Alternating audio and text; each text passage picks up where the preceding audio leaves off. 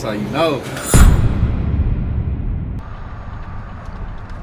What's going on? What's good, Sperry Springer, not Jerry Springer.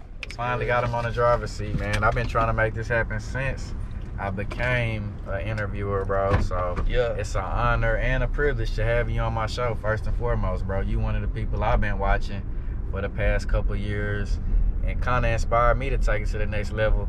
Seeing that you got a love for the local scene and really into it. So shit, I just want to thank you for doing what you do to inspire people like me, you know what I'm saying? To make me even want to go pursue this full-fledged, you know what I'm saying? Yeah, that's dope to even know, like, for real, man, because it's just all about being inspired, and you know, you never know who's watching, so that's dope as fuck, bro. Yeah. And I was just noticing, really, I feel like I've been watching you forever because I'm subscribed to you, but your first interview probably was it Yella Beezy 3 years ago?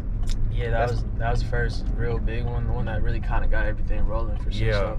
Yeah, I was like, damn. So you was really fucking with him before. Was that before That's On Me? Oh yeah, that's before That's On Me. Like, I don't know for sure as far as the studio sesh, but we was in the studio sesh. Me and my bro pulled up, and like the way Yella Beezy was talking, how excited he was about this project, which was the next project was the one with That's On Me on it. Yeah. But he really was on some like, man, wait till you hear this shit that I got. And I feel like he might have just recorded that whole, or he just knew what was finna go down. But yeah, that was before That's On Me. That's when he only had like Trapping and Designer and stuff. Oh, okay, yeah. That's what's up, bro. And then to see that you got a Cotton interview so early, that was like, do you feel like you got the interview too early? Like when you got the first one, when he was in the blue jeans? Man, I think that was perfect timing, because like that's when, bro, that's like when he first started really touching like the super bag. Like that's when, like, everybody thought he was already made and rich, but he had really just started touching the bag, and Say Cheese really started to take off then. And so I feel like the time I met him, especially me being early in what I did, it was like perfect timing, because he like already seen enough, but he still had so much more to see. But it was like humble of him to like just give me the chance to even chop it over. I'm really one of the, like, not the very first, but I'm one of the first people that you really pay attention. He let a lot of niggas interview him type shit. Yeah, you know what and I'm saying? I noticed you was early. Like I was like, damn, that's dope. When I saw that, I was like, cause I had to go back and do my research before we met up, of course, and I was like, damn, he was early and you was early. That was super dope. He did an early interview for me too. Yeah, I watched that one. But I was like, damn, I thought that was so dope that he did that even years ago. You know what I'm saying? Yeah, I watched that one. I watched I fuck with the one with you and Ronnie. I watched that one. That's a classic of mine.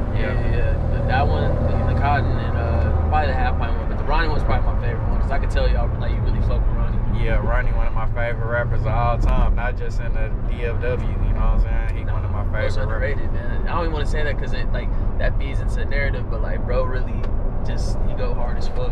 Yeah, he one of the hardest rappers of all time. So I know you originally from Chicago. When did you come to the Fort Worth or Tarrant County area? Man, bro, I didn't move out here till like into high school, literally like my senior year. I mean, but I'd already moved from Chicago.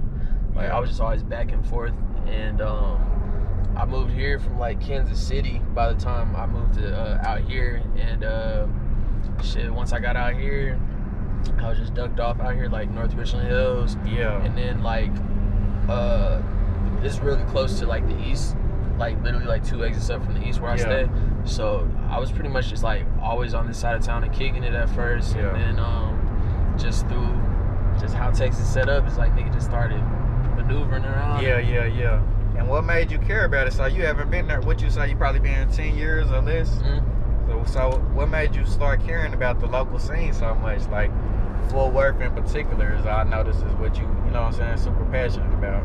Well, like, to be honest with you, bro, like, so like I'm from up north originally, and like Midwest roots and shit, like, but I lived in Southern Texas when I was like a little kid. Like that was the first part of Texas I lived in. I lived there for like a few years.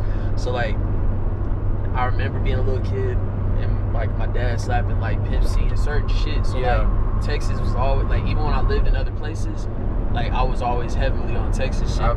So like when I got out here, it was like shit, I was in heaven type shit, because I already was like a fan. And then being out here when Yayo and Ronnie and all that shit popped off, bro, it was just like it gave life out here, bro, because everything was Dallas, and then at the time everything was like dance and boogie and shit. Shout out to that shit. That shit was fun. And that's gonna always be the culture. But like out here, that wasn't the culture. You know what I'm saying? Exactly.